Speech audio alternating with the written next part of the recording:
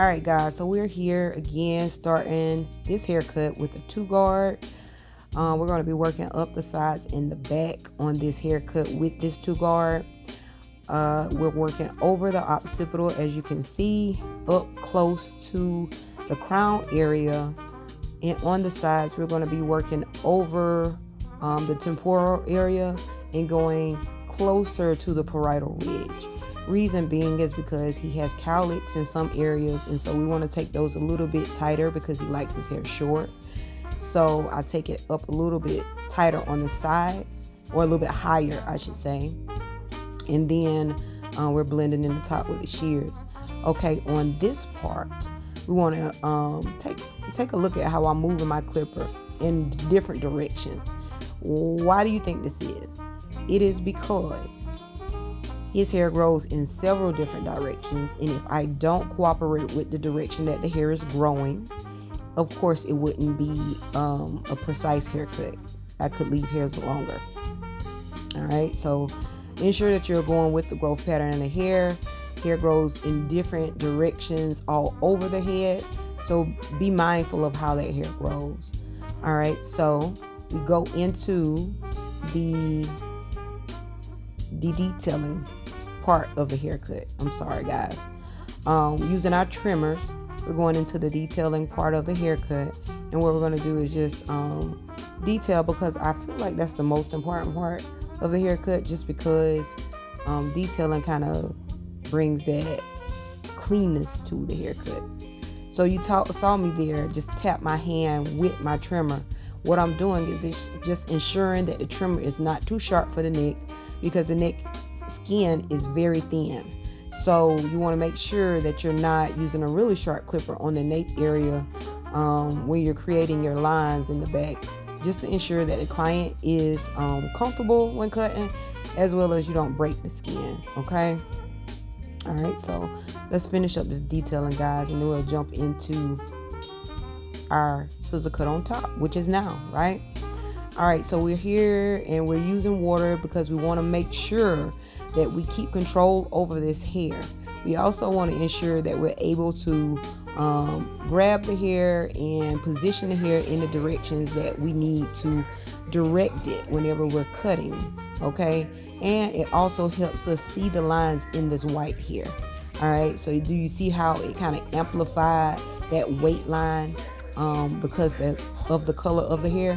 That's another reason why we want to use water on gray hair, because it's going to make it darker and you're going to be able to see your weight line a lot better to give you a more precise blend. Okay, all right, I'll jump back in. So watch me do this scissor over comb and I'll jump back in. Okay.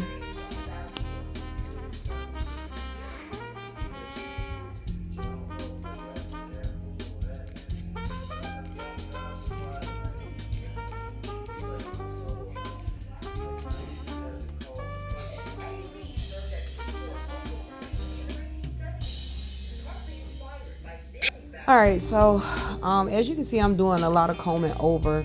I like to do that because I like to work with how he combs his hair, okay? Because if I don't, then if I cut hair too short or leave it too long in that area where he doesn't comb it in that direction, it could be a headache for him at home. So I love to take into consideration the client's ideal way to wear their hair. All right, so we're going in our overhand position here, and all I'm doing is basically connecting my side and my top. Okay, right here in the transition area, you want to make sure when you're working over the parietal ridge that you increase the elevation. Okay, because we want to leave the hair longer on top.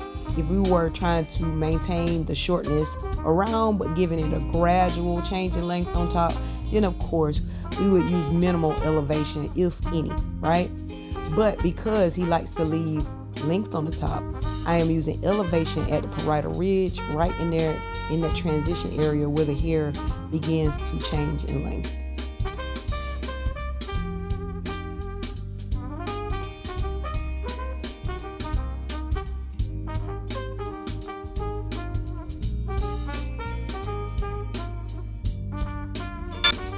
Alright, so I'm here trimming up the hair. So normally, sometimes I go in more vertical with my vertical sections, but for him, I'm doing horizontal sections just because of how he combs his hair. Okay, so he combs his hair off to the side, so I don't want to see a whole lot of line, if that makes sense.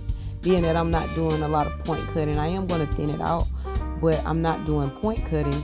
So I want to ensure that he doesn't see a lot of lines whenever he does his directional comb over, right?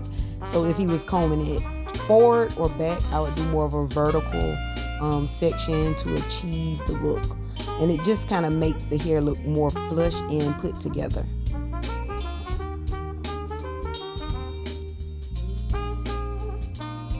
Alright guys, so this is about it. I'm bringing it to a close.